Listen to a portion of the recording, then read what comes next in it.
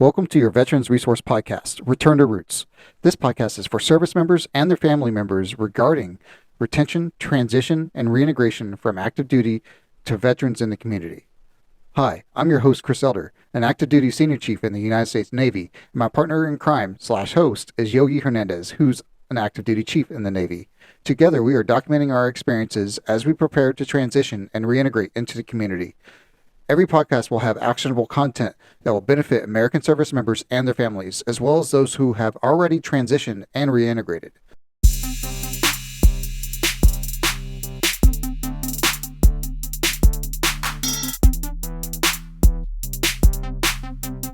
We got some exciting news. My Transition Timeline 365 is now on the Android and Apple App Store. Go on there, download it, track your transition timeline, find ReturnToRoots Mil2Vet inside of the app where you can find new updated episodes and get the most up-to-date information on your transition, because your transition and reintegration into the community is priority. Enjoy the app and enjoy this show. This material is intended for a mature audience. If you have little ears within earshot, please make sure that you listen to it before you allow them to listen. We encourage people to utilize Courage to Call 211 if you have any suicidal ideations, or if you just need somebody to talk to. 211 is a great resource.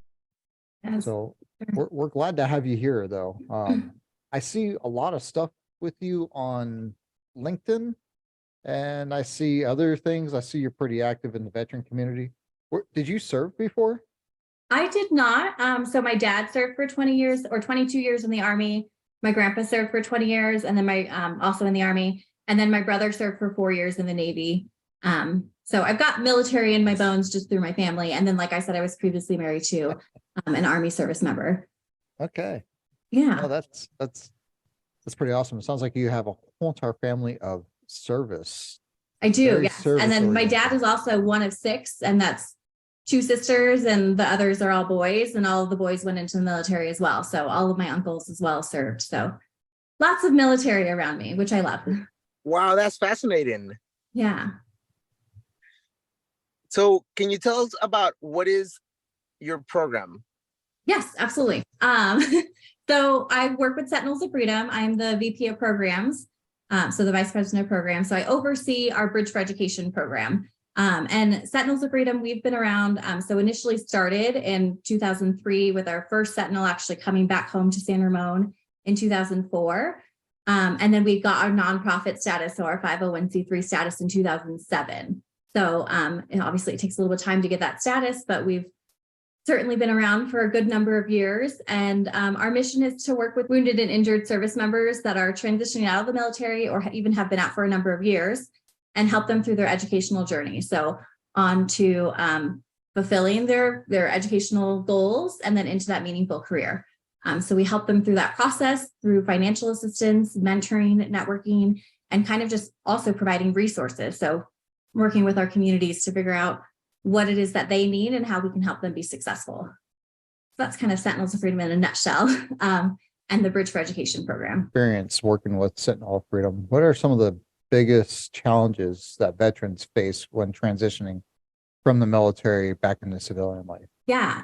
So I've been with Sentinels of Freedom for 8 years. So like I mentioned previously, my ex-husband left the military and we learned about Sentinels of Freedom, and he was actually accepted as a Sentinel. And we moved out to Northern California. And previously I was teaching kindergarten. And then when I got to California, I didn't have a teaching license. So I started as a case manager and just have kind of moved my way up since then. And what I found just working with our veterans, and this, we call them Sentinels in honor of the freedom that they've provided to us as citizens, and the sacrifices that they've made. And I found that working with them, one of the biggest difficulties is really even just identifying what it is that you want to do after you get out. And that may be something that you kind of figure out right as you're going through that transition process. And I've also had many Sentinels that find us 5-10 years after they've been removed from the service, and they're finally realizing, okay, I need to have education in order to get onto that next career that I really want to do, that I'm passionate about. And I've also found that oftentimes veterans will start their education, and then a semester, 2 semesters in, they realize the degree program that they're going for is not exactly the right one for them. And being able, for Sentinels of Freedom, we have that flexibility to where, have a conversation with us. Let's communicate about what it is you really want to do. And we can have that flexibility. So if you change your degree program halfway through, it's not the end of the world and we'll figure it out. So I think that's the biggest thing is one, identifying what it is you want to do, which happens through conversations, meeting with different people and networking, and having those internships to realize, are you on the right path? And then if you're realizing something quite isn't clicking, then make a change and it's okay. Like change is scary, but I think it's a big part of finding where you want to go and realizing that, yes, your military service is over, but there's so much more after that. Because typically, even if you serve 20 years, you still have a whole nother 20 years that you could be working and doing something that you really enjoy. So I think that flexibility and letting them talk about kind of what's going through their minds and narrowing that focus and what that might look like. And a lot of that comes through working with mentors and people who have been down that road to kind of identify what might that look like. And every case is unique. I feel like we don't have anybody who is the exact same path as somebody else, and that's okay. So you mentioned there's a couple of prerequisites. What are the prerequisites in order to be able to become a or part of your program? Yeah, so for Sentinels of Freedom, we do have requirements. So we do require a 60% VA rating, and that's just to make sure that we are working with those who have experienced an injury while they were in the military so that we can help them figure out what that looks like afterwards and that it doesn't define who you are, but there is life after that. And then you do have to have an honorable discharge and then be attending a school that is approved by the VA so that you can utilize those benefits of either your GI Bill or using the VRNE program, so Veteran Readiness and Employment. So with our program, I will show that we don't typically cover tuition because usually that is covered by your GI Bill or VRNE. But on occasion, if you've exhausted those benefits or for whatever reason you're not able to use them, we can consider tuition as well. It's just more so on a case-by-case basis. So usually it's a housing assistance that goes to offset your living costs so you can really find financial stability, have secure housing, and really be able to focus on your studies and your family so that you can be successful. So, and those are really the requirements. So the VA rating, an honorable discharge, be attending a VA-approved school. And then I guess the biggest one is being driven and like having somewhat of an idea of what you want to do so that we can help you achieve it. So wanting to finish school to a meaningful career. Thank you for clarifying that, because a lot of people may be looking at this as a rating that's maybe not be high enough. And that way now they know like 60% is the number that they need to have. When should people start applying though? So typically I recommend if you're still in the service, about the semester before you plan on starting school and you'll be leaving the service. So like say for our current window, which is currently open and it closes June 1st. So I'll kind of backtrack. We do have two windows that align with the school semester. So we have a spring window and a fall window. So our fall window is open right now for support to start in August. And so I would say if you're anticipating that you're going to get out anytime between now and the beginning of the fall semester, apply now and get your application in by June 1st. Because even if you're not out right in August, say you're out in like September and October, we'd want to go ahead and accept you for that window. We just wouldn't start any financial support until you're officially discharged because you can't be receiving any military pays if you're in our organization. And then same thing, like if you're thinking you're either going to already be in school or starting school in the spring semester, that deadline is November 1st. And so I would say apply by that deadline if you think you're going to be out of the service, either January, February, around that time frame, or like right before the spring semester. Otherwise, if you're out of the military and you're planning on going to school, definitely apply. Do you help the service members once they finish their school program and stuff like that to place them on jobs, or how does that work? Yeah, so we definitely do have some employment resources that we can help with some of the networking, internships, and then finding employment. We have a couple of partnerships that we team up with as well, with Seven Eagle Group, and a couple of other local partners that we use in identifying employment resources. And then we also have a resume specialist that we work with to prep their resume and make sure they're ready to apply for whatever jobs they're seeking. Oftentimes we also find them working directly with their school and their academic advisor. Like the schools usually have really great programs specifically for the area they're living in, and they should utilize those resources too. So making sure that they're tapping into all the resources that are there around them. Speaking of geographical location, does that include the entire continental United States? Yeah, so we're a national program. So the veteran can choose to go to school wherever they want to go to school. They can live wherever they want to live. And then we'll work with you wherever you are. So geographically, the way we're laid out as an organization is our headquarters is in San Ramon, California. But then I have my case manager, Havla, who's down in San Diego. And then I'm actually in Colorado. So right outside of in Colorado Springs. So we'll work with you wherever you are. What about when someone's done with all the education and Sentinel of Freedom really pull through and help them out, got the mentors and stuff like that, and they're not really looking at working for someone else and they want to start a business? Do you guys have any mentorship towards that as well?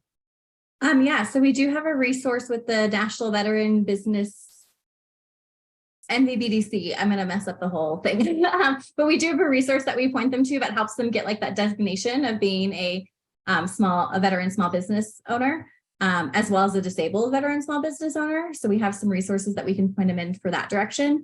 And then so another part of our program is the mentoring. So we'll try to pair them up with somebody who has gone down that path and can kind of help them figure out like what challenges they might experience and how to jump over some of those hurdles. But yeah, we certainly don't, it's not like I said, a one box fits all. Like if you want to go and work for yourself, well, let's figure out what that looks like and how we can make that happen. Or if there is like a big corporation that you want to work with, let's find some contacts and get you connected. Well, Sentinel of Freedom, how do they address any mental health challenges or disabilities they may face during the process of education? Yeah, so we do express that we are not a treatment center. I certainly am not trained in being able to treat anybody going through any significant traumas, but I do have resources that I can point you to. So oftentimes I know there's difficulty in getting appointments with the VA and just being able to get that healthcare that you need, especially the mental health care. So we will work with you in trying to find out what are resources local to you. I also recommend a lot of our veterans to check out Headstrong. I found that they've been really beneficial to the veterans that I've sent their way. And that's basically just another nonprofit that connects you with a mental health provider. So you reach out to them and it can either be a one-time conversation or something that you continue. So I found that to be a really great resource if you can't get into the VA right away. And then we'll work with them on that. So if, say like one of our veterans is going through school, but then something has happened and they've needed to take a step back from their schooling, we're not just going to be like, okay, well, you're out of the program. We may have to stop the financial assistance if you're not continuing school, but we'll at least keep you in the program, follow along, figure out what resources we can get you. And when you're ready to go back to school, let's make it happen. So we're still alongside they're alongside them during that journey. So that's pretty cool that even though they have to take a break or whatever it is for whatever situation, you're still there with them, allowing them to continue when they're ready to pull forward. That's awesome. Yeah. So we do have to require that at least the financial assistance that we're providing would need to be put on hold because the requirement is that you are actively in school, but having the support of us and the encouragement, that's not going to go anywhere as long as they're open to it and they're accepting of that. We'll certainly stay by their side. Other than the educational benefits and the mentorship and the help and guidance that you guys provide, do you have anything else that you guys wanted to talk about? Like, do you have any events or do you have any incentive programs or something that's going on special right now with Sentinel of Freedom? So we don't have any current events coming up. We are hoping to have an event, a dinner that we'll do in DC later this year with some of our supporters. And we usually invite any of the Sentinels that are in that immediate area to join us. We're not an organization that kind of focuses on events. So if we do have golf tournaments, they're usually put on by other supporters of ours. So we don't have anything currently on the schedule in terms of events. But we certainly encourage our Sentinels to get together when they're able to. If we have like San Diego, we have quite a bit. So we'll encourage them to connect with one another.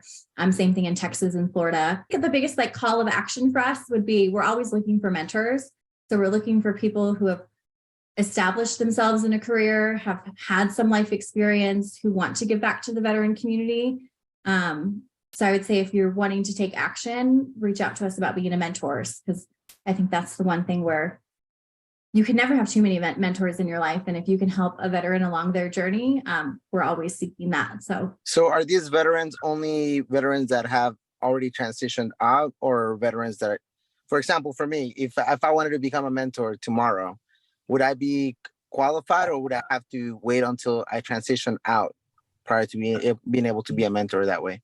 To be a mentor, I mean, that's a great question. I feel like typically our mentors are those who have been out for a while and have gone through vet transition, but I don't think there's any discredit in the fact that you're going through it right now. So I think we just need to know a little bit more about like what your background is, how you can help somebody, and then we can make those connections and see where the right fit is.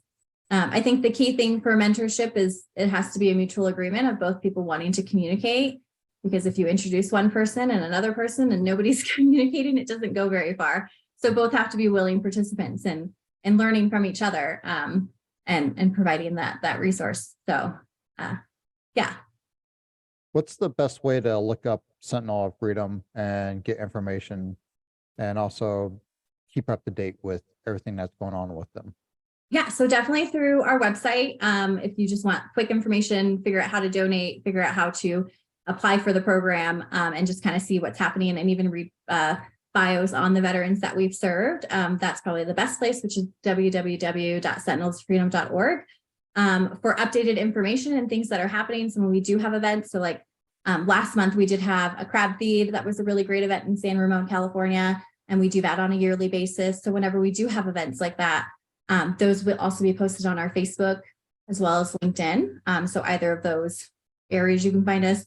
Or if you're just kind of into Instagram, we do post pictures there too and updates there. So any of those social media worlds will get you connected. I know I asked you about the events, but do you have like any feature things going on with Sentinel of Freedoms, or pretty much you guys have a good program going and you guys are going to be sticking with it continually? Yeah, exactly. So we clearly have a really great program. I think it speaks for itself. And the feedback that we get back from the veterans too is that it's not just the financial assistance that we provide, but it is that encouragement and the fact that you have somebody believing in you, that you can achieve the goals that you're trying to go for.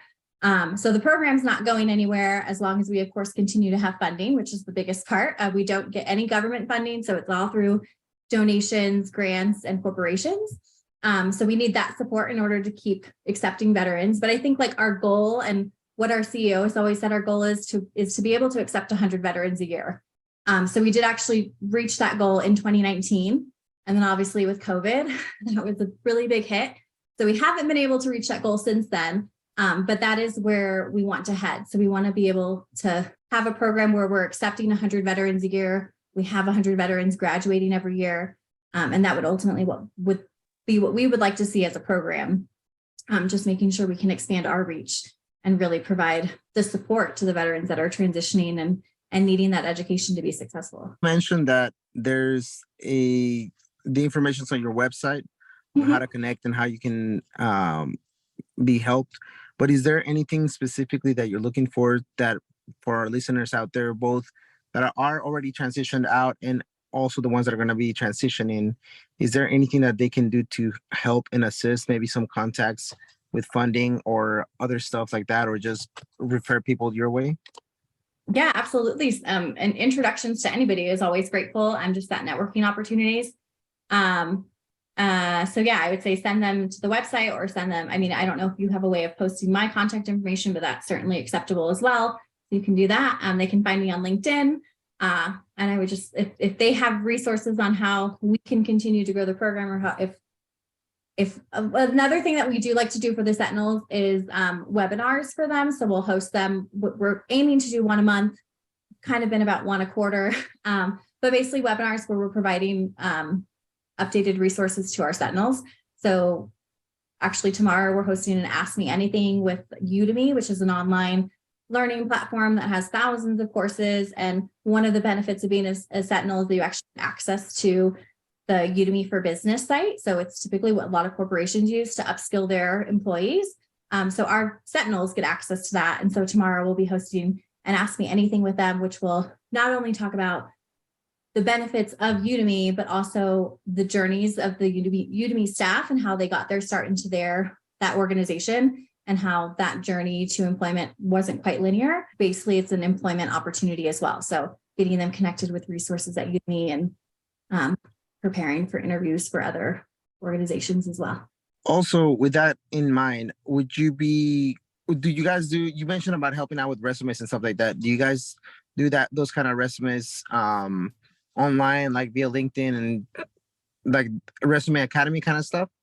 No, so we actually have a specific person that we work with who has partnered with us to review the resumes for us. So that is a specific benefit for Sentinels that are in our program. And I will say that's because we are such a small nonprofit.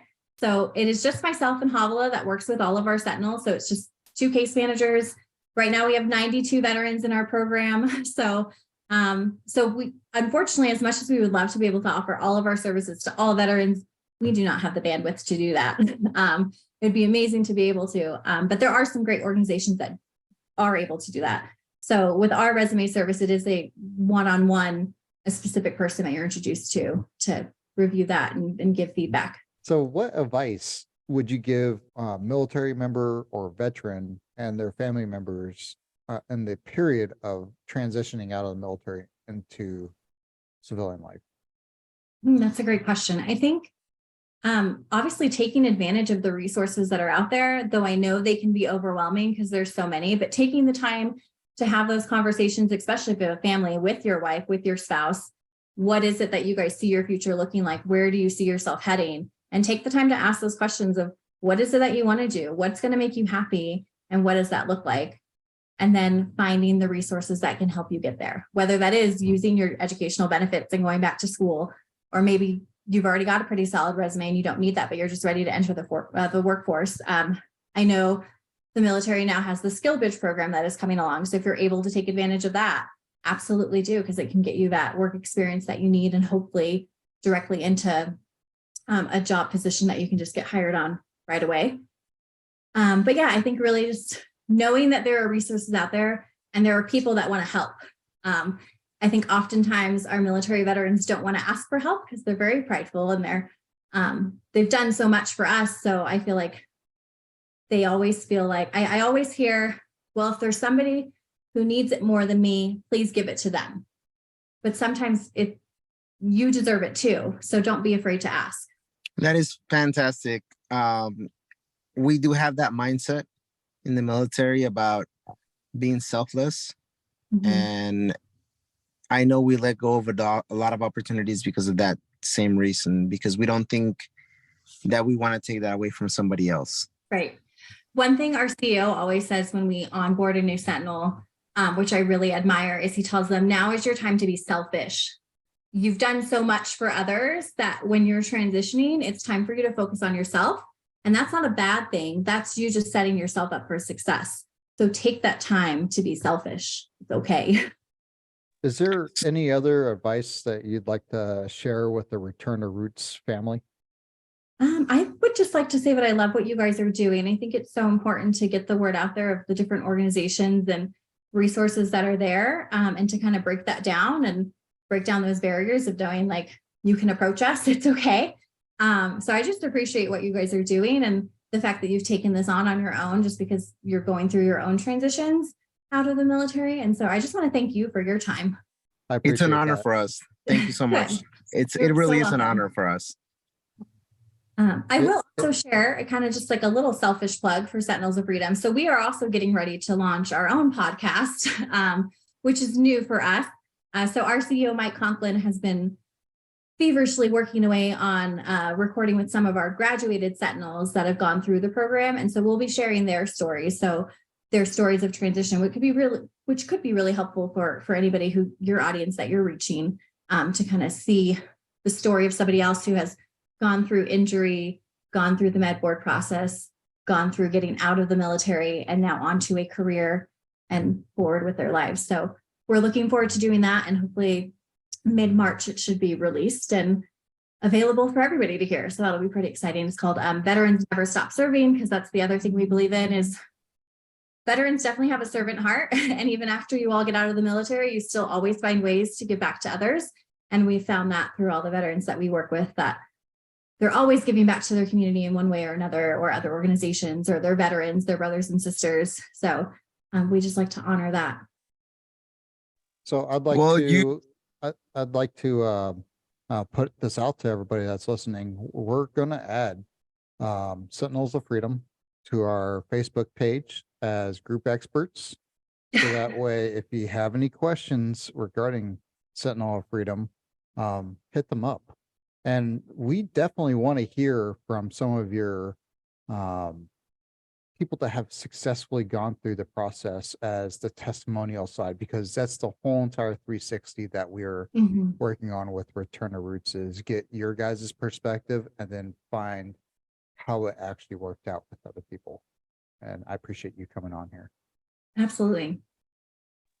one question that I'd like to ask, from your transition with your previous husband, what was something that you saw that he could have done, or that you as a couple could have done? Now, hindsight is always 20/20, right? Yeah. What would be some advice that you would give a junior sailor or someone way before their transition process, as soon as they see that this curtain is happening? What would you say? Communicate. I think that's the biggest thing, making sure you're communicating. If you have a spouse that you're going through the process with, be open with them and communicate so that you guys are on that journey together. So ask questions also, like as you're going through that process. I think sometimes you're just like, okay, well, I was told what I'm being told, so that's just what we're doing. So asking questions and communicating with one another, I think, are two great pieces of advice. I really do appreciate you coming on here. And we typically ask some people some end round questions, which we've already hit up a couple of them. So Okay. we're gonna go a little different with you.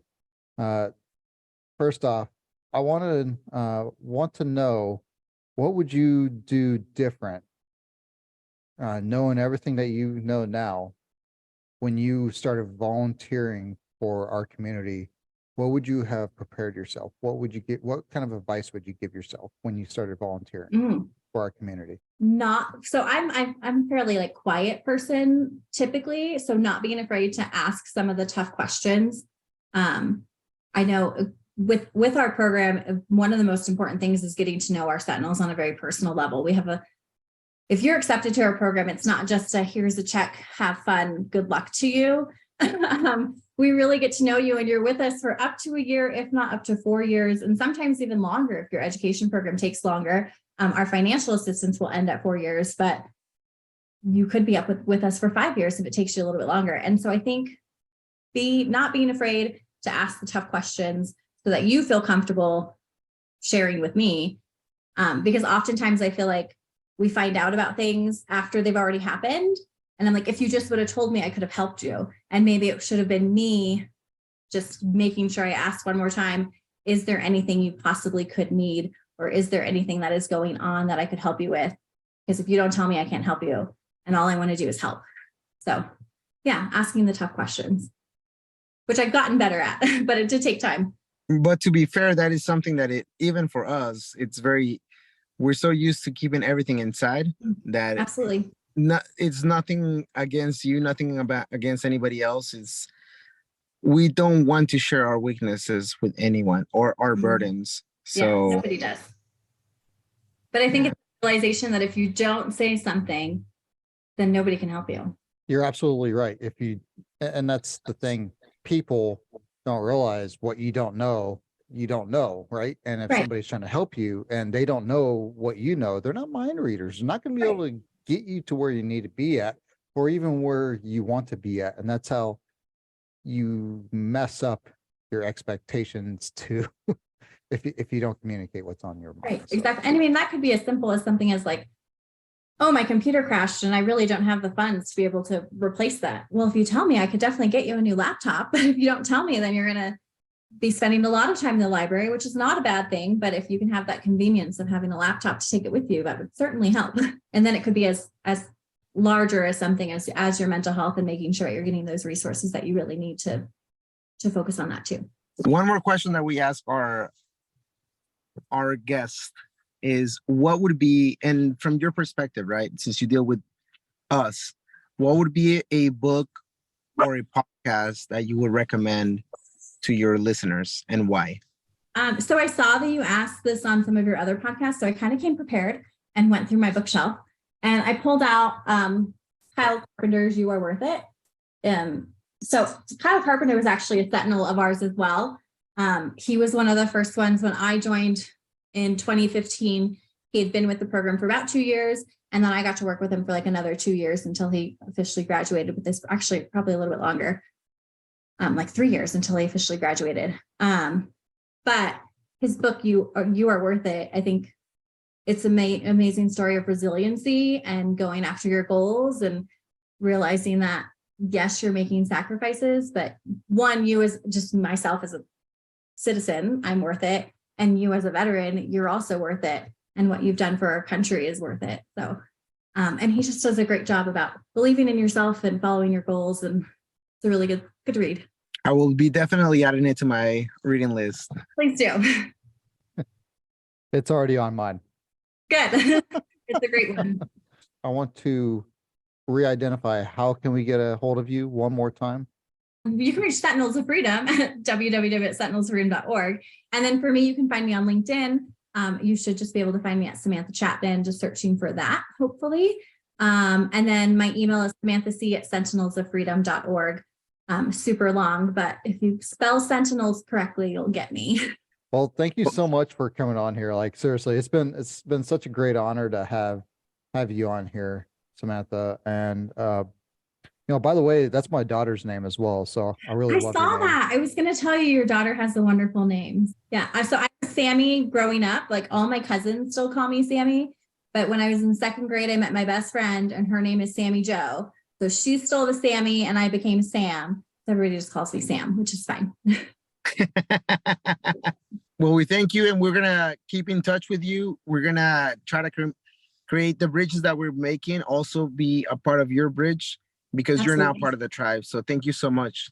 Well, thank you. And thank you both for giving me the honor of sharing about Sentinels of Freedom and joining both of you. And as you are talking to other veterans, please do send them our way. And we certainly are here to help more. So yeah, thank you for what you guys are doing. Thank you so much. All right, everybody. So you heard it, Sentinels of Freedom. They're out there and they're bridging education to veterans. You need to just apply yourself to get into the Sentinel of Freedom. I hope you guys enjoy it. And remember, not everything's rainbows and unicorns, and it's your transition. So take charge of it.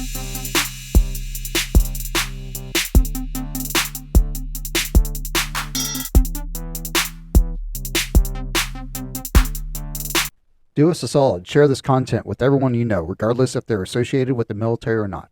This content will help someone you know, and hopefully will lessen the deadly gap after service. Our goal is to do whatever we can to reduce the number of suicides from 22 to 0 within the community. Give us a 5-star review, follow, like, and subscribe. We're on Spotify, Apple Podcasts, YouTube, TikTok, and you can follow us on LinkedIn and Instagram for more content from our guests. These are our personal experiences, and we do not represent the views of the United States Navy and/or the Department of Defense. Your transition is ultimately up to you. Please do your research and ask questions. Use Master Chief Google or ask a friend and network within the community that you belong to. Return to Roots out. I'll answer in just a minute. I have an Amazon package being delivered, so my dog's going crazy. So.